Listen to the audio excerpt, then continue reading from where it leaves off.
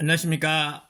반갑습니다. 오늘은 가수목이나 소나무 등이 있는 물건을 낙찰받았을 때 여기에 있는 지상물을 어떻게 처리하는지 실제 사례를 들어서 내용 증명 보내는 방법, 그리고 인도 소송하는 방법, 그리고 하해 근거를 통해서 조정하는 것까지 해서 세부적으로 알아보는 시간을 갖도록 하겠습니다. 저는 수동대학교와 영남미공대 평생교권 경매과정과 실전도자과정 경매학원을 운영하면서 매일경제 시어포럼 강사 및 한의대 겸임교수를 하고 있는 서견 김동수 박사입니다. 저는 정규과정 이렇게 수동대학교와 영남미공대 운영을 하고 있습니다. 필요하신 분 있으면 강의 들으시면 되겠고요. 교재는 맥주 없는 실전 경매 중심으로 해서 하고 있습니다. 필요하신 분 있으면 연락하시면 되겠습니다. 자, 먼저 물건에 대해서 보시면요. 2021 타경에서 진행된 포항의 농지가 되겠습니다. 토지만 매각이 되겠고요. 그리고 2억 9,100의 감정인데요. 실제로 2억 6,200의 경매가 진행이 되었습니다. 왜 그런지 좀 이따 보도록 하고요. 그리고 31%까지 9천만 원까지 유찰이 되었습니다. 4차까지 됐는데요. 제 제자분이 1억 1,123만 7,089원에 낙찰받았습니다. 자, 2등 보시면 얼마요? 1억 1,120만 원입니다. 약 37,089원 차이로 낙찰이 되었어요. 제가 있지 않습니까? 3만원 차이로 떨어진 보전 경험이 있습니다. 정말 3만원 차이로 떨어졌을 때 기분이 굉장히 안 좋았습니다. 되신 분은 막 이러면서 활짝 웃으면서 나가시고요. 정말 3만원 차이 됐을 때 이 1등 되신 분은 얼마나 기분이 좋았겠습니까? 그래서 이렇게 출발이 참 좋은 그런 물건이었습니다. 그래서 이렇게 자 낙찰을 받아가지고 했는데요. 자, 이제 정리하는 것이 굉장히 중요하죠. 자, 정리하기 위해서는 물건 명세들을 상세하게 보시고 입찰을 해야 됩니다. 자, 그래서 자, 먼저 이 나무가 없다고 감정한 금액이 2억 9,100이 되겠습니다. 그래서 이 소나무 가만 해서 평가했을 경우에 자, 소나무로가 있음으로 인해 가지고 토지의 가치가 감가가 됩니다. 왜? 최유효 요건, 즉 사용을 못 한다는 거죠. 그래서 3천만 원 정도 낮게 2억 6,200의 경매 진행이 되었습니다. 그래서 이렇게 실제로 가치가 2억 9,100만 원 가치가 있는 물건인데 감정은 2억 6,200으로 해서 진행이 되었다 이렇게 보시면 되겠습니다. 그래서 기본적으로 볼 것이 토지 등기 부등본에 자 말소기준 권리가 금고가 되겠습니다. 이렇게 말소기준 권리에서 밑으로 다 소멸되고요. 금고에서 돈을 갚지 않아 가지고 경매 진행되었다 보시면 되겠습니다. 그리고 우리가 반드시 꼭 확인해야 될 것이 뭔가 하면 주의사항입니다. 이 주의사항은 매각 물건 명세서에 비고사항에 적혀있는 내용입니다. 이 내용이 굉장히 중요해요. 만약에 여기에 이 물건에 대한 세부적인 내용이 적혀있지 않으면 뭐 인수사항이나 기타 중요한 내용이 적혀있지 않으면요 이 불허가 신청해가지고 보전금을 반환받을 수 있습니다. 근데 여기에 적혀있는데 내가 확인을 하지 않아가지고 결국 실수했다 그러면 보전금을 돌려받을 수가 없어요. 즉 불허가 신청이 되지 않는다는 겁니다. 그래서 이 내용을 반드시 세부적으로 세밀하게 꼼꼼하게 확인을 해야 됩니다. 자, 그래서 자 첫째, 연고자 미상의 분묘가 있다. 그래서 법정 사건 성립 인정지에서 되어 있습니다. 그래서 연고자가 미상인 분묘가 있다는 겁니다. 이 분묘가 분묘기지권이 될 여지가 있다는 거죠. 법원에서 분석해서 참 해놨으면 참 좋겠는데 법원은 이렇게 적어놓고 책임을 면합니다. 그래서 내가 책임을 져야 한다는 것 꼭 기억하시고요. 그리고 농지 취득 자격증은 제출요 되어 있습니다. 미제출 시 보전금 미반환됩니다. 보전금 몰수한다는 그런 내용이고요. 그리고 지상에 소지하는 수목 2016년 4월 28일 지상권 설정 당시 위지상에 이 수목 소나무가 존재했다는 신청 채권자의 보증서가 제출되었다 되어 있습니다. 저는요 이 신청 채권자가 결국 금고인데요. 이 금고에서 왜 이렇게 했는지를 잘 모르겠습니다. 결국 이 법정 사건 요건에 보면 이 건장 설정 당시에 수목이 있었냐 없었냐 굉장히 중요하거든요. 이 수목이 있었으면 결국 이 지상권이 인정될 여지가 있다는 겁니다. 근데 수목이 있는데 불구하고 확인을 하지 않았기 때문에 그 책임은 여기에 금고에서 지하되는 이런 상황이었던 거예요. 근데 왜 이렇게 보증서를 제출했는지 좀 이해가 안 됩니다.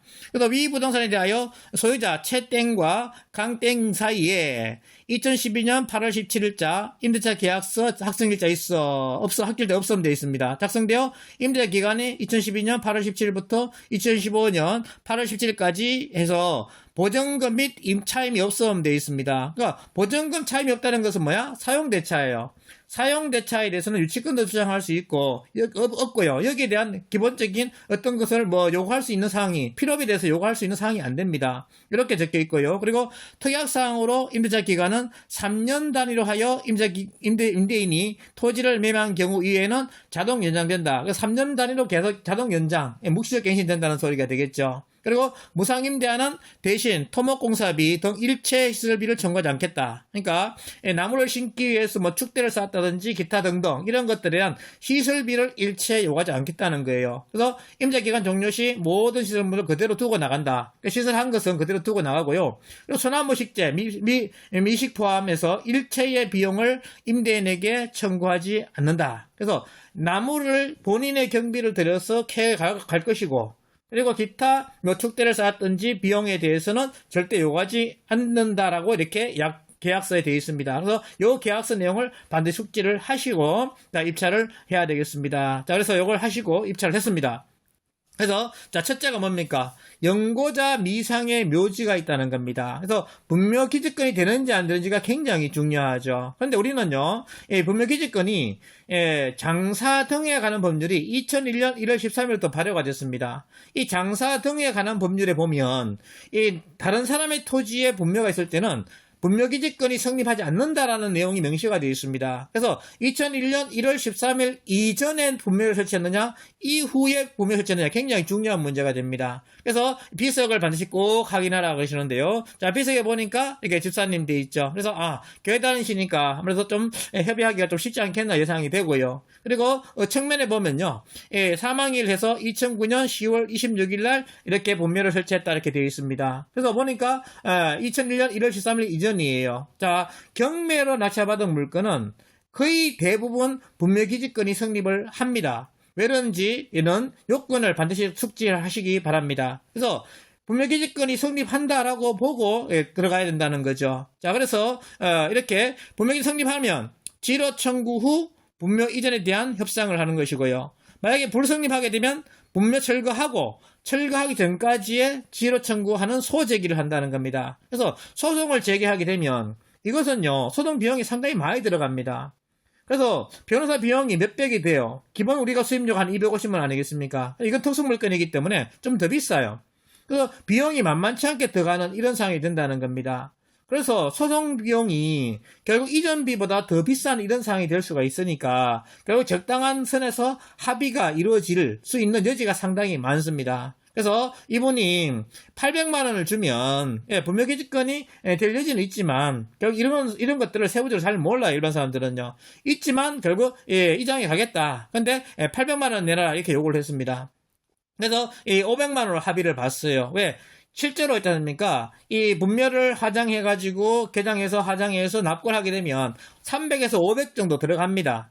일반 우리 사설업체 맡기면 그렇게 들어가요. 그러니까 결국 500만 원까지 합의하면 잘 된 거라고 생각을 합니다. 그래서 500만 원을 해서 합의를 보고 분묘는 이게 처리를 했습니다. 그리고 이제 두 번째가 되는 것이 지상권이죠. 그래서 우리가 간섭법적 지상권이 있고 법정 지상권이 있습니다. 그래서 간섭지상권은 처분 당시에 건물이나 수목이 존재한다는 조건과 또 처분 당시에 토지와 건물, 수목이 소유자가 동일해야 됩니다. 그리고 매매나 경매로 인해서 토지와 건물, 수목의 소유자가 달라지고요. 철거 약정은 유효합니다. 그리고 간섭 법정지상권 같은 경우는 건조장 설치 당시에 건물 수목이 존재하고요. 그리고 건조 당시에 토지와 건물 수목의 소유자가 동일해야 되고요. 매매나 경매로 인해서 토지와 건물 수목 소유자가 달라져야 됩니다. 그리고 철거 약정은 무효가 된다는 겁니다. 이렇게 법정지상권 요건이 있어요. 그래서 우리가 법정지상권 요건과 간섭법지상권 요건을 꼼꼼하게 따져야 됩니다. 먼저 법정지상권 보면 어떻습니까? 이 갑의 토지에 임차인이 나무 심었다 이렇게 돼 있지 않습니까? 그러면 결국 1번에서 벌써 안 됩니다. 왜? 건조할 때 당시에 건물이나 수목의 존재가 하면서 2번 토지와 건물 수목이 동일해야 되지 않습니까? 그래서 2번 조건에서 안 된다는 거죠. 그래서 제가 아까 이 주의사항에 보면 신정 채권자가 지상권 설정 당시에 수목이 있었다라고 보증서를 제출했다 하지 않습니까? 그걸 제출할 필요가 없다는 것이 왜? 만약에 우리가 건장 설정 당시 지상권 설정할 시에 그 나무가 있는 걸 보고 지상권 했다 그러면 결국 책임을 이 약정 무효가 되기 때문에 이 신정 채권자가 져야 될 이런 상황이 되는 거예요. 그래서 그 내용을 왜 적었냐 이렇게 말씀드리는 겁니다. 그리고 이 간섭부 지상권도 처분 당시에 수목이 존재하고 그 다음에 처분 당시에 수목의 소유자가 동일하지 않습니까? 토지하고 수목 소유자가. 근데 결국 임차인이 심었으니까 동일하지 않습니다. 그래서 간섭법적 지상권이나 법적 지상권이 성립하지 않는다. 그럼 어떻게 해요? 이 토지 소유자는 이 수목 소유자에게 지로 청구를 들어가면서 수목을 수거해가라. 철거 소송까지 할 수가 있다는 겁니다. 왜? 지상권이 되면 철거 소송을 못하지만 지상권이 안 되기 때문에 철거 소송이 충분히 가능하다는 겁니다. 그래서 이렇게 요건을 따져가지고 지상권이 되느냐 안 되느냐 반드시 확인하는 것이 굉장히 중요하다 이렇게 보시면 되겠어요. 그래서 실제 사진을 보게 되면요. 지적도가 이렇게 되어 있습니다. 이 땅이 경매에 넣은 땅이 요 879-1번지 요 땅이 되겠습니다. 그래서 이 땅 같은 경우는 맹지입니다. 그리고 맹지 안에 또 매각지에 대한 879와 45-6이 또 있습니다. 이거 같은 게 어떻게 할 것이냐. 결국 이건 맹지 아니겠습니까? 만약에 여기에 그냥 농사 짓고 있었어요. 근데 이 사람이 사용해달라 하든지 하면 못 주겠다. 그러면서 어떻게 펜스를 딱 치게 되면요. 이분은 이 땅에 들어올 방법이 없습니다. 헬기 타고 들어올 수밖에 없는 이런 상황이 아니겠습니까? 그래서 이거는요, 결국 배짱 싸움이 될 수밖에 없습니다. 시간이 지나면 결국 이 땅 주인이 이걸 살 수밖에 없는, 이거는 다른 사람한테 팔 수 없는 이런 상황인 거예요. 그래서 시간을 기다리면서 결국 배짱 싸움이니까 충분히 나중에 천천히 해결하자 이렇게 이야기를 했습니다. 그래서 이 땅은 그렇게 해결하면 되는 거고요. 그리고 이제 이 땅 전체가 이 맹지이다 보니까 실제로 이렇게 되어 있습니다. 이 길이 없어요. 이 필지들이 다 다른 사람 소유로 되어 있습니다. 그리고 현황상 도로 보면 이 도로가 이렇게 되어 있죠. 이 도로가 되겠습니다. 이 도로가 이렇게 되어 있는데 이 도로가 지금 현재 포장이 되어 있습니다. 소로 인류 10에서 12m 되니까 포장이 되어 있는 도로죠. 그리고 준본산지로 되어 있고요. 그래서 여기도 준본산지로 되어 있습니다. 준본산지는 웬만한 개발이 다 가능하다 이렇게 보시면 되겠죠. 그래서 필지가 다른 소유지만 결국 현황에 보면 어떻습니까? 도로가 이렇게 되지 않습니까? 이렇게 돼서 이렇게 도로가 되어 있으면 이렇게 들어갑니다. 그러면 결국 현재 이 땅을 이 사람들도 사용하고 있는 상황이 되는 거죠. 그래서 협의를 잘 하게 되면 충분히 이 땅에 농사 짓는데 문제가 없다. 그리고 이 땅 같은 게 맹지 아니겠습니까? 이건 나중에 맹지이기 때문에 이 땅도 저렴하게 여기서 사들러야지 다른 방법이 없지 않겠습니까? 그래서 사게 되면 완전히 합필이 돼가지고 굉장히 좋은 땅이 되고 이 땅 가치가 결국 2억 9천 3억 넘는 이런 가치 회복이 된다는 거예요. 그래서 이거는 충분히 투자성이 있다. 그래서 우리가 주변에 땅이 있으시면 그 주변 땅이 만약에 경매에 넘어오게 되면 사게 되면 굉장히 저렴하게 살 수가 있습니다. 일반 사람들은 이거 맹지 해결 못합니다. 그런데 이분 같은 경우는 이걸 충분히 해결할 수 있는 그런 상황이 되지 않습니까? 그래서 투자성이 이분한테는 상당히 괜찮다 이렇게 보시면 돼요. 그래서 경매를 보든 부동산을 보실 때 주변부터 먼저 보시라는 겁니다. 주변에 좋은 이런 땅이 있으면 결국 맹지 같은 경우는 3분의 1 금액밖에 안 해요.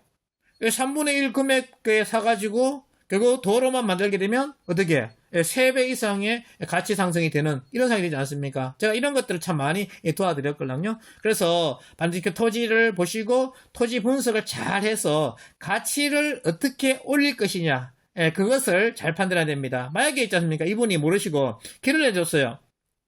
길을 내는 순간에 이거는 결국 그 생명을 있지 않습니까? 연장시키는 것과 똑같습니다. 이 사람이 여기에 건물 지었다. 그러면요, 이 평생 동안 이 도로를 사용할 수 있도록 해줘야 됩니다. 그러면 이 땅을 이제 완전히 내 땅이 아닌 그런 땅이 되는 거죠. 제주번에 제자분 한 분이 결국 도로 붙어 있는 땅이 있었어요. 이 뒤에 도로가 이렇게 있고요. 땅이 잊어버린 땅이야. 그 뒤쪽에 땅이었는데 결국 도로를 내줘버린 겁니다. 그래가지고 결국 이 땅을 놓치는 이런 상황이 된 거예요. 이분 같은 경우는 몇 억을 날리는 그런 상황이 됩니다. 그래서 도로가 굉장히 중요하기 때문에 땅을 매입할 때는 도로부터 먼저 확인하자. 포장이 돼 있다 해가지고 도로에 있네 라고 했다가는 큰일 나는 상황이 발생할 수가 있습니다. 그래서 잘 판단하시고 투자를 하시라 말씀을 드릴게요. 자, 그래서 내용점을 보냅니다. 자, 이 내 땅에 이 소나무가 있는데 당신이 소나무 심었는데 이 소나무가 지상권이 되지 않는다.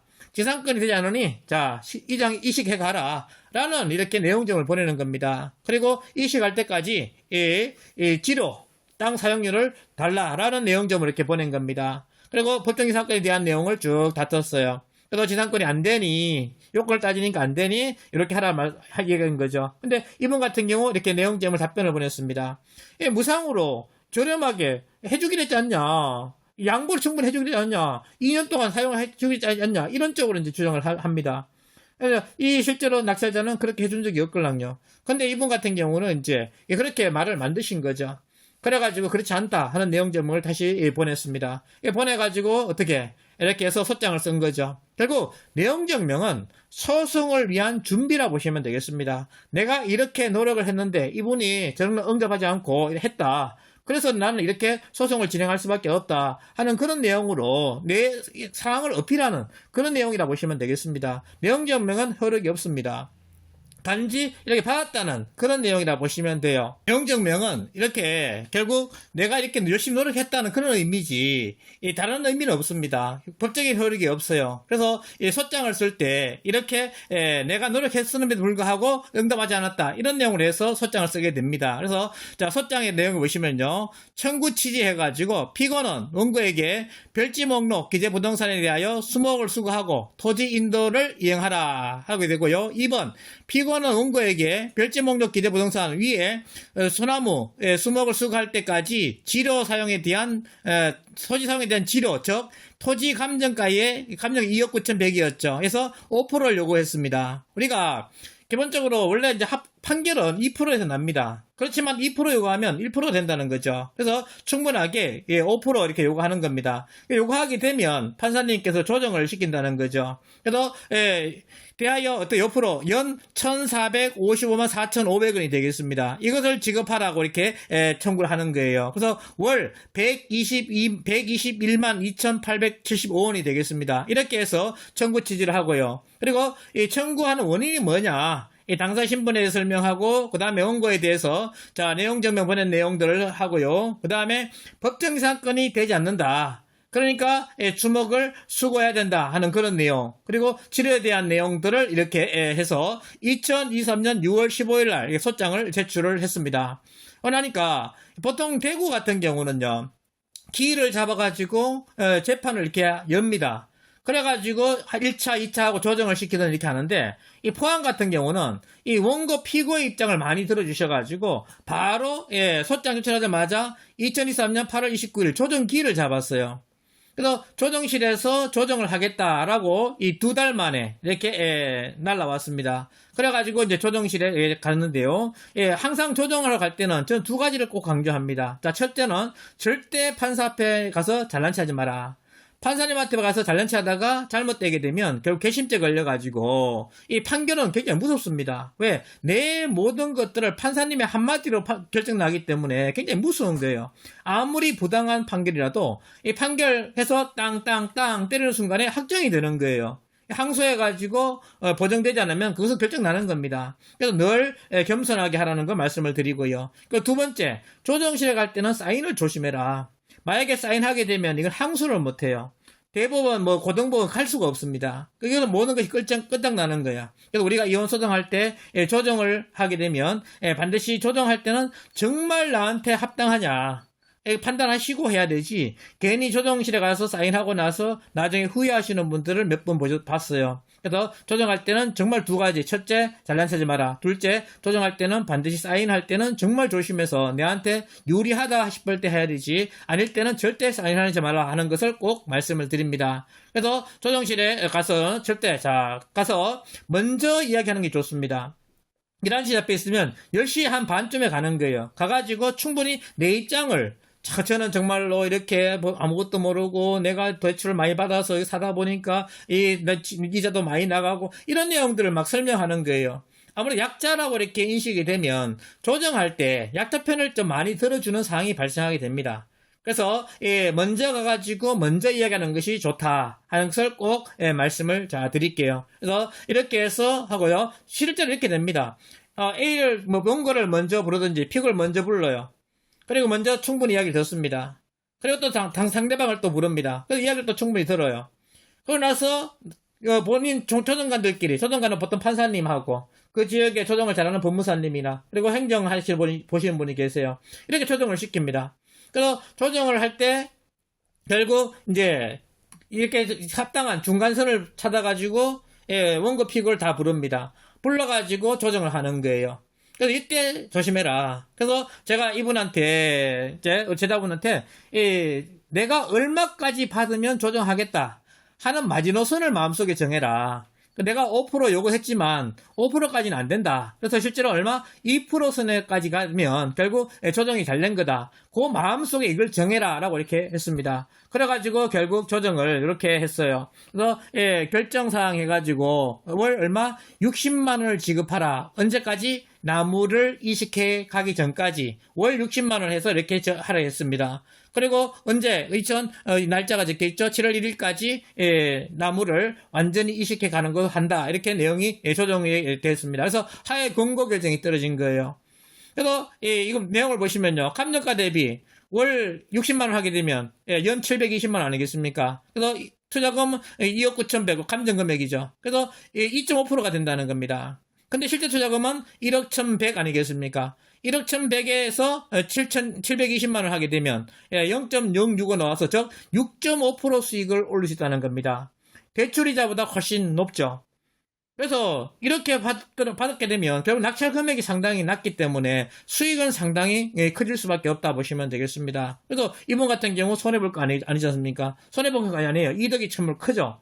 그래서 이만큼의 이렇게 치료를 받고 그 다음에 나무까지 다 제거하는 걸로 해서 하게 되면 결국 온전한 땅을 내가 확보하는 거 아니겠습니까? 그래서 이렇게 하의 권고 결정이 떨어지게 되면 2주 안에 만약 이의가 있으면 이의제기하라 이렇게 이야기합니다. 그래서 이렇게 결정이 났으면 손해볼 거 없지 않습니까? 이의제기할 이유가 없잖아요. 만약 이의제기 해가지고 결국 결심 공판으로 가게 되면 결심죄에 걸릴 수 있는 사항이 발생할 수 있습니다. 그래서 조심해야 됩니다. 그래서 이렇게 조정해서 2주 내에 제기하는데 이의제기 안 했어요. 그래서 결정이 났습니다. 그래가지고 이 모든 것이 다 정리가 되었습니다. 그래서 땅을 완전히 내 땅으로 회복한 이런 상황이 된 거죠. 그래서 결론적으로 정리하면요. 법정이상권 성립되는지 반드시 확인을 하고 입찰을 해라. 지상권이 되면 수거하라고 못하고요. 결국 지로 청구할 수 있고 지상권이 안 되면 수거하고 수거할 때까지 지로 청구할 수가 있습니다. 그래서 내용 정보를 이렇게 보내는 겁니다. 수목 수거 후 토지 인도 및 지로 청구에 대한 내용을 보내고요. 그리고 이 내용 정보를 기반으로 해서 소제기를 하는 겁니다. 소제기하게 되면 결국 재판이 열리고 조정을 해가지고 결국 이렇게 결정되는데 결국 이 법정상권이나 지분이나 위치권 이런 것들은요. 결국 내가 이기는 게임이에요. 왜?